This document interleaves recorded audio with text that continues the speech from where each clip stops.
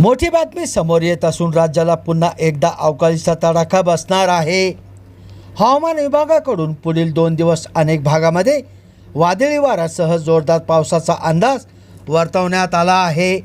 एकीकडे राज्यात उन्हाचा कडाका वाढत आहे, तर दुसरीकडे मात्र पुन्हा एकदा हवामान विभागाकडून राज्यात पावसाचा इशारा देण्यात आला आहे। पुन्हा एकदा महाराष्ट्राला अवकाळी पाऊस झोडपून काढणार आहे, त्यामुळे चिंता वाढली आहे। हवामान विभागाने दिलेल्या इशाऱ्यानुसार पश्चिम महाराष्ट्र, खानदेश, मराठवाडा आणि विदर्भाच्या काही भागामध्ये 20 ते 22 एप्रिल दरम्यान दुपारनंतर काही प्रमाणात आभाळी हवामान आणि मेघगर्जनेसह वादळी पावसाची शक्यता वर्तवण्यात आली आहे। या कालावधीत विजांचा कडकडाट, पाऊस तसेच काही ठिकाणी गारपीट होण्याची शक्यता आहे।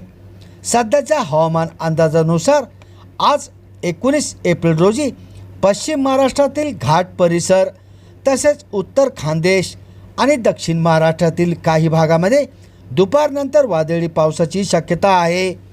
त्यानंतर 20 आणि 21 एप्रिल रोजी पावसाच्या क्षेत्रात वाढ होण्याचे संकेत आहेत, ज्यामुळे पश्चिम महाराष्ट्रासह म्हणजेच पुणे विभाग, मराठवाडा विभाग, त्यामध्ये प्रामुख्याने छत्रपती संभाजीनगर जिल्हा तसेच विदर्भातील अमरावती जिल्हा या ठिकाणी काही प्रमाणात वादळी पाऊस पडण्याची शक्यता आहे। तर 22 एप्रिल रोजी पाऊस उघडीप देण्याची शक्यता आहे। दरम्यान राज्याला अवकाळी पावसाचा इशारा देण्यात आला आहे। या पार्श्वभूमीवर कृषी विभागाकडून शेतकऱ्यांना आवश्यक त्या सूचना करण्यात आल्या आहेत। संभाव्य हवामान बदल लक्षात घेऊन तातडीने योग्य ती प्रतिबंधात्मक उपाययोजना करावी। शेतकऱ्यांनी शेतीची कामे हवामानानुसार नियोजित करावी।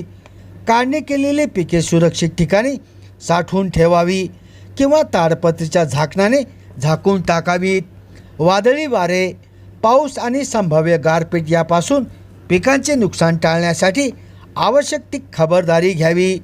शेतमाल, भाजीपाला व इतर काढणी केलेले उत्पादन मोकळ्यावर ठेवू नये, अशा सूचना हवामान विभागाकडून शेतकऱ्यांना देण्यात आल्या आहेत। संभाजीनगर समाचार न्यूज चॅनलसाठी सुनील टाक,